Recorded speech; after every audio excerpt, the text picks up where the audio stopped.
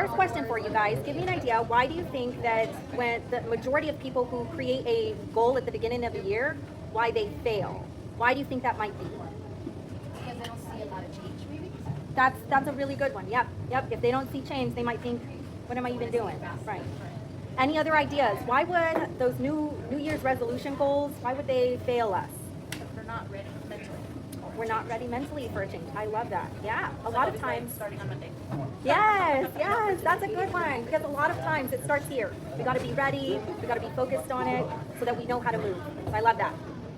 I would say part of it's overwhelming since there is a lot of people that move it to the new year and a lot of new people in the gym, and then it just gets overwhelming, like in a crowded environment. It definitely can. It's overwhelming because there's so much information out in, Instagram, TikTok, Google.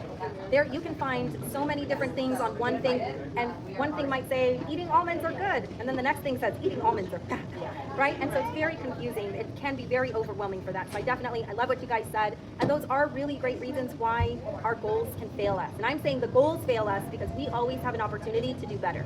So we aren't failing, it's the goals. All right, so one of the main things that I want you guys to think of when because New Year's is coming up, and it is a great time to start thinking, what can I add, what can I change, so that we can mark off the year and measure where we're going. And so one of the best ways to actually start a New Year's resolution is to do it by creating a SMART goal. So who has heard of a SMART goal? No? No? Okay, so a SMART goal is a goal that is specific. That's the S. It has to be specific to something. You can't just say, I want to live a happier life. That's pretty vague. That's kind of hard to pinpoint. So we need specific details so that we know how to make the goal a reality. The next thing is measurable. How do we know that we made it? How do we know that we did good and we did bad? We do that by being able to measure that. And usually in the New Year's, when people are trying to, lose weight is one of the big ones, we have a number that we can track. Next is the A is achievable. So making a goal that we can actually achieve in a certain time span is very important. So making sure that we take the time and the goal, the amount of effort in that into, I'm trying not to say the next one, but so R is realistic, but to make sure that it's realistic. We have to make sure that it's actually something that we can achieve within a certain time frame. And then T is time. We need to be able to track that and kind of put an end mark to that. So time bound. What is that goal? How do we start it and how do we stop it so we know that we made it, or maybe we need to do an adjustment. So creating true or false, you need 8 glasses of water a day, no matter your size. True up, false down. Like, yeah, I'm just gonna use it. But I feel like False. Yeah, okay. That one is false. You know what? I might need to give you some homework. But yeah, so if we think about it, a glass usually has 8 ounces per, a glass. And so if you had 8 of those, what is that, 64? And that would actually not be enough for most people. We're supposed to be drinking half of our body weight. So for average, it's around 90 to 120 ounces of water. Definitely, depending on your measurements, that's how you'll get the right answer. But that is false. Next. This is one from last week, so we'll see if you guys remember. Alcohol can dehydrate you. True or false? True. Yes. Very good. What about this one? Caffeine doesn't count towards hydration. True or false? True. True. Now? So that one is false. Caffeine will contribute to your hydration count. Yeah. wow. So just like pure black coffee though. Well, cream should have some water in there too. So if you think about it, anything that has water in the ingredients is giving you hydration. I think what people think of is because it's caffeine and it's a diuretic, and it makes you pee more, it might dehydrate you, which is what the thought behind it. But in reality, because the water content, it is giving you that fluid increase. All right, so next we're going to, what are some of the things that you guys do to increase your water? And you guys can just shout these out. What are some things that you've tried and that really work for you to increase your water intake? Drinking it. Hey! Have water always with you. Have water with you. Drink water with a straw. I love that. Any others that you thought worked for you? I've tried both of them. It's just not working out. Well, A lot of times people have put things like mint in their water. They've done things like citrus fruits like lime or orange. They've even done just some berries to add to make the water a little different because it might get a little boring. So trying to spice it out. Oh yeah, and diffuser, yep, and yeah. So there's definitely lots of options now. There's those sugar-free little like squirts, like little things that you can add to your water. Anything that's going to get you to increase your water is going to be helpful because our body loves it, wants it, and so the more that we can help it, the better. All right, let's see. So 2 tips that I have for hydration, things to consider. When you wake up in the morning, first thing, after you've brushed your teeth, go and drink 1 big glass of water.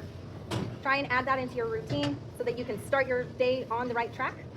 Also, if you do indulge in a beverage, now that we're having New Year's and people are drinking some alcohol, have a glass of water for every drink that you have to try and balance that.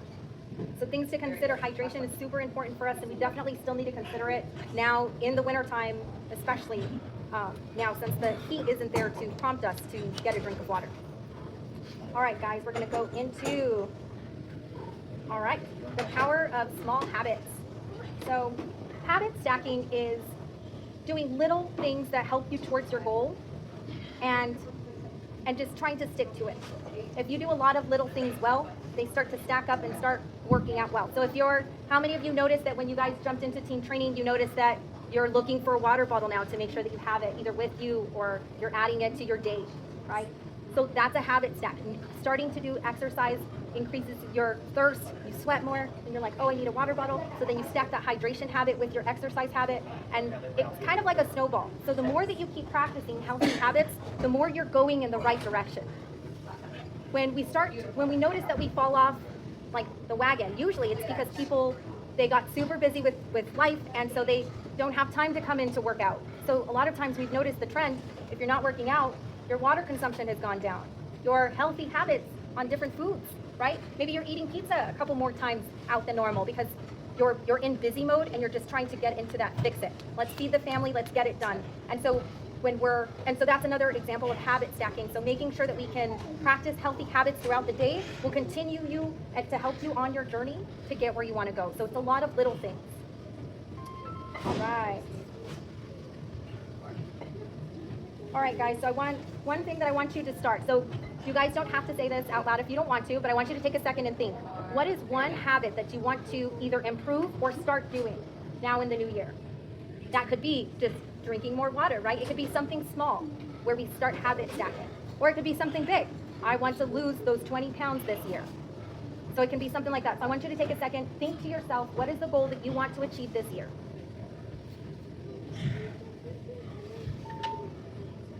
All right. Pop quiz in the middle. You guys thought it was over.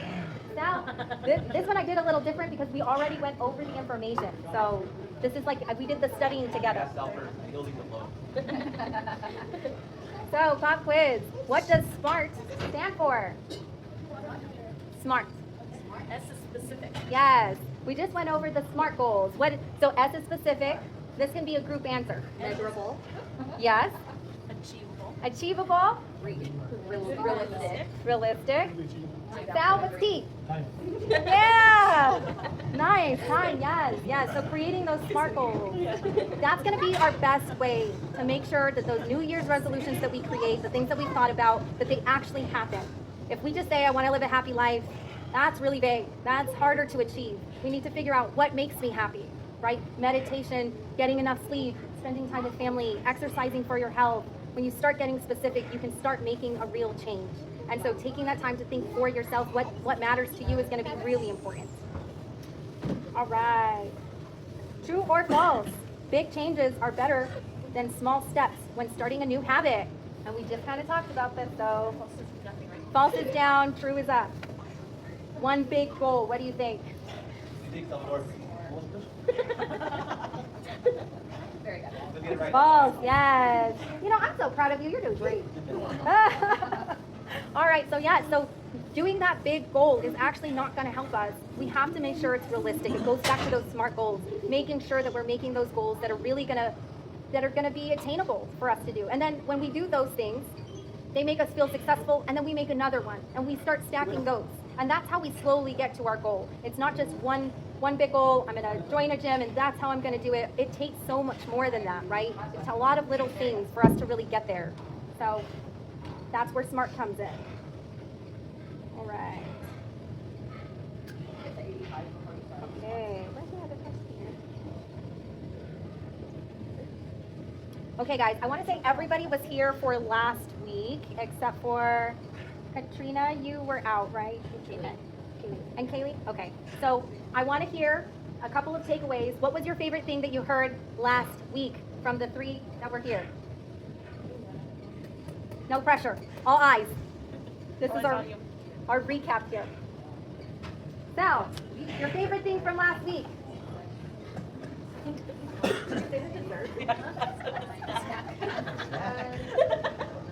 Snack? No, we role played, remember? With your tia and the chicharrones. ¿Qué pasó? Yeah? So we did some role play last week, right, guys? So a lot of times we have those people that they love us, you know they love you. But they're like, hey, I just made this green bean casserole, come on. And you're like, well. And so when it comes to the holidays, when you're going out to that dinner, we have New Year's coming up, right? So just some things to remember about last week. We can still do those this week. So if you're having a New Year's dinner, think to yourself, think about what's important for you to eat. If you like those sweets or if you like savory food, say no to the one that you don't like. And the one that you do like, that's where you can give yourself some wiggle room. So having boundaries helps so that you don't go overboard. Because what we don't want to do is go overboard and not have balance, right? That was one of our big things last week. Finding balance in our life and on our plate. Being able to balance our life so that when you're on your nutrition program, you're ready, you're focused. But when you take that moment to indulge for that dinner and you're going to eat the mac and cheese, you know that that's the moment that you allowed yourself. And then the next day, you get right back on. All right, give me yours.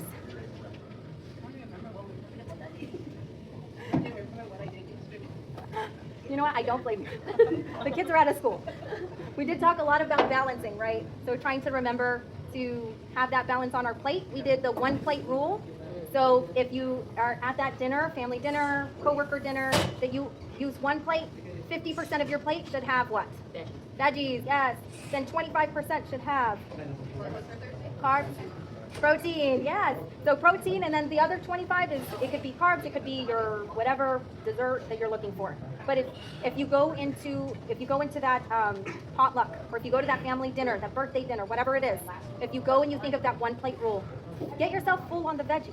That way when you go to you never want to feel like you're restricted or that life isn't balanced. You want that balance, and you do that by making sure you eat your veggies, get that fill in first, and then go to the protein and the carb.